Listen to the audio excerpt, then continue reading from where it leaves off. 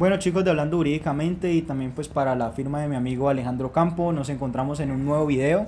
El día de hoy pues vamos a hablar sobre la denominada Ley Andrés Felipe Arias. Quisiéramos traer unas opiniones, unos cuestionamientos que nos puedan ayudar a entender un poco de qué se trata este tipo de eventualidad que cursa ante el Congreso.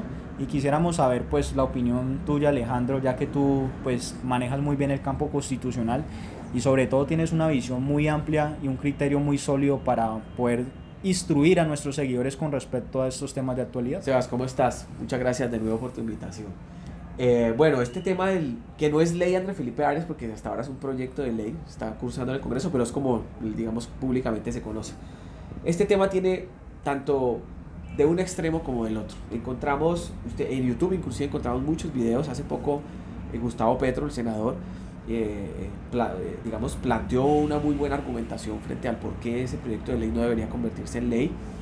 Y obviamente empiezan las comparaciones, están con él, pues es que él fue el M19, entonces él porque sí tuvo derecho a meterse en una sociedad, entonces porque no le permitimos a él que tenga todas las garantías, a Arias y a los demás que se beneficiarían con ello.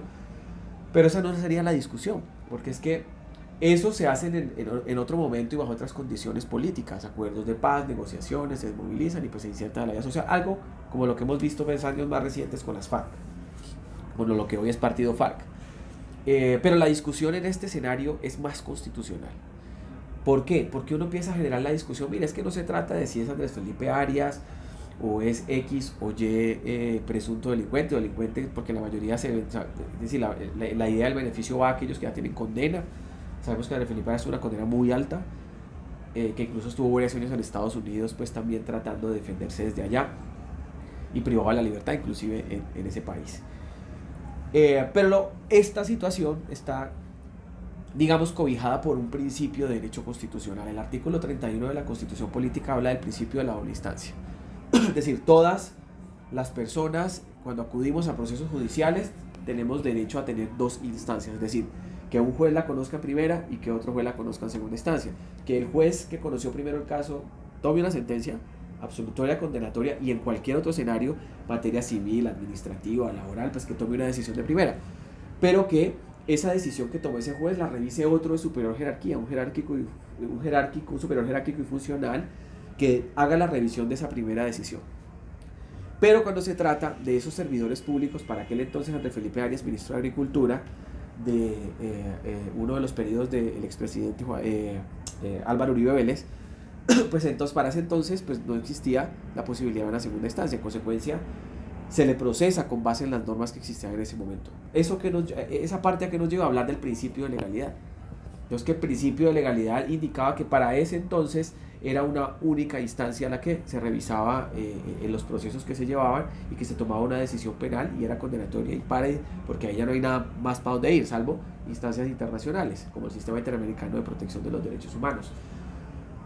Pero pretender con esta norma involucrar a una segunda instancia sin duda va a ser un debate, y espero que así sea en el Congreso, más que político, más que emocional, sea jurídico, atemperado a la Constitución política y a los instrumentos internacionales. Como lo indico, la segunda instancia no es un capricho, la segunda instancia es una normativa de carácter constitucional e instrumental. La Convención Americana de Derechos Humanos, en su artículo 8, en uno de sus literales, precisa también, y esa norma se integró a nuestro ordenamiento jurídico, obviamente, por virtud del bloque de constitucionalidad, que todo procesado tiene derecho a una segunda instancia, que un juez revise en segunda instancia. Ahora, una senadora debatía y decía que solo son 200 y algo de colombianos los que se van a beneficiar, porque son solo 200 y algo de colombianos los que no tienen derecho a la segunda instancia. No es cierto.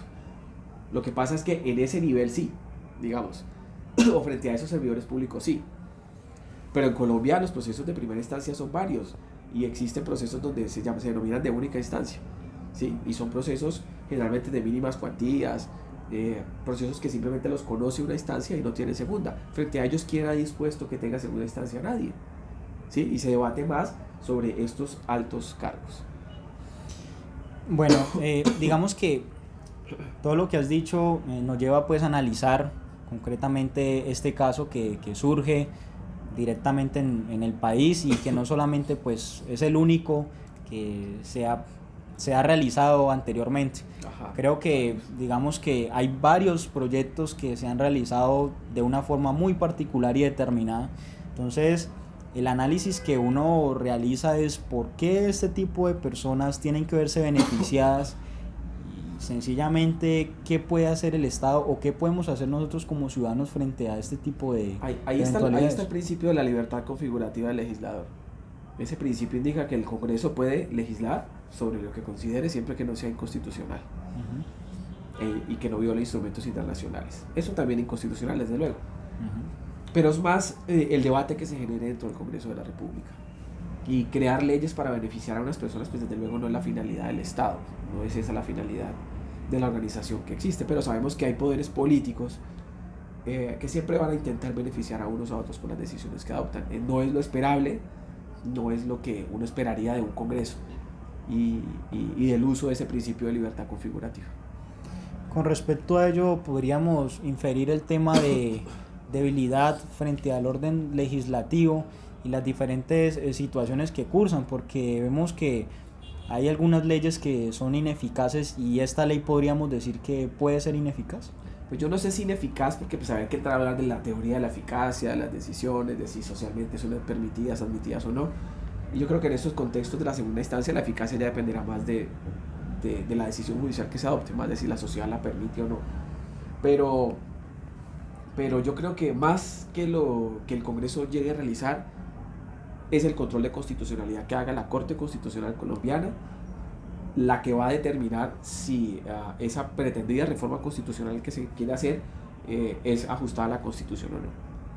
La Corte Constitucional tendrá que hacer control de constitucionalidad. Por fortuna en Colombia existe ese contrapeso a la función legislativa para que no hagan lo que les dé la gana. Ahora, no digo que, digamos que en este momento no me atrevo a decir a discutir si políticamente es buena o no, y si socialmente se percibe como buena o no, sino que lo que les decía ahorita, más es una percepción jurídica, ¿sí? Y diríamos que si uno ve el artículo a rajatabla, pues sí, tienen derecho a la segunda instancia, pero si uno ve otros principios del derecho y otras figuras jurídicas como la cosa juzgada material y formal, pues uno dice, si ya hay cosa juzgada, ya que van a debatir sobre algo que ya se debatió hace muchos años, es hacia adelante. Recuerden que existe un principio general del derecho que es la irretroactividad. Entonces ahí estarían pasando por encima de ese principio de retroactividad, y siempre que un principio como la retroactividad se vaya a utilizar tendrá que sustentarse muy bien el por qué no se va a acudir a esa irretroactividad, sino que la norma va a ser, no se va a acudir a la ultraactividad, sino que la norma va a ser hacia el pasado. Sí, algo que tú has dicho, digamos que no solamente pues ha pasado pues con este proyecto de ley, ¿no? Este grupo o esta bancada del partido político, que no vamos a decir pues el nombre aquí, pero vemos claramente que han propuesto cosas que realmente no tendrían como ningún sentido de ser frente al orden legislativo.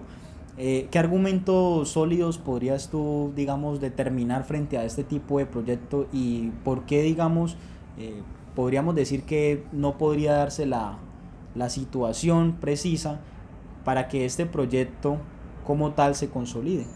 Pues si en efecto no termina siendo o reformándose la Constitución o expidiéndose la ley, dependiendo de lo que se vaya, digamos, también a hacer, porque si se reforma la Constitución pues tendrá que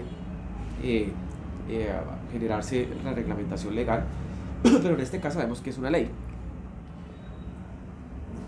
Digamos que poder hacer que no sea viable esa normativa más iría ligada a principios de derecho, o sea, a la firmeza de la decisión, a la ejecutoria de la decisión, a cómo esa decisión no puede ser transformada ni movida porque ya se tomó en un momento, ya un juez decidió sobre el tema.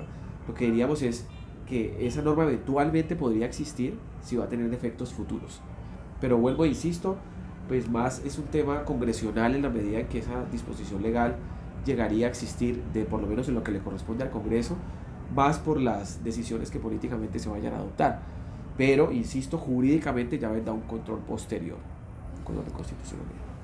Bueno, Alejo, pues digamos que la reflexión que nos deja este tipo de eventualidades, que no solamente es la única, es, digamos que nosotros como ciudadanos vemos este tipo de acciones realmente que no configuran o no, de pronto no tienen un sentido de ser, es como mi apreciación, ¿cierto? Porque digamos que principalmente este grupo se ha encargado de hacer cosas que en muchos casos la misma Corte Constitucional les ha, por decirlo así, derogado. O sea, les han dicho, esto que ustedes están proponiendo no tiene ningún sentido, es algo que ustedes lo hacen porque su bancada tiene una fuerza y un poder político dentro del mismo. Entonces, pues yo realmente pienso que es algo que no configura ni un sentido de ser constitucional, ningún sentido de ser tampoco para la población, sino que pues reúne a algunos individuos que tienen pues intereses mediáticos. Sí, ya dependerá, como te digo, del control posterior que se le haga. Porque vuelvo y te digo, el Congreso crea normas, sí, eso lo sabemos. Pero más que toda esa creación obedece a posturas políticas y más en ese tipo de disposiciones normativas, a veces a las necesidades de la sociedad. Pero será la Corte Constitucional la que en derecho tome la decisión que corresponde. Vuelvo e insisto lo que he dicho en otros videos, los abogados no podemos pensar igual que el resto de la sociedad, no podemos ver las cosas como con el aplauso o con la crítica, sino analizar, oiga, jurídicamente esto qué respaldo tiene y pensémoslo objetivamente. Listo, Alejo, pues nada, pues terminamos este video. Realmente pues invitamos a las personas que este no es el criterio de nosotros, que se informen un poco más. Es una opinión que simplemente damos sobre el tema. Sí, claro, esa es una opinión, digamos, que nosotros le proponemos a cada uno de ustedes. Los invitamos a que lean sobre este tipo de situaciones, más que todos los videos en YouTube sobre el tema. Y más que todos los que son abogados, ¿no? Que, correcto. Los abogados, recuerden, no podemos pensar igual que el resto de la gente. Entonces, veámoslo desde el punto de vista constitucional y legal. Y los próximos abogados también. También, los próximos. No con la emoción, sino con la razón. Entonces, pues invitamos a todos a que se suscriban al canal de Alejandro Ocampo Law Firm. Que está pues en el canal de Hablando Jurídicamente como destacado, canal destacado, y lo pueden encontrar como colaborador principal de nosotros. Muchas gracias. Pues nada, nos vemos en otro video, claramente, y pues ojalá podamos estar otra vez con Alejo en este canal. Seguro Hablando que Jurídicamente. Cuanta invitación haya, estaría ahí. Nos vemos en el próximo video.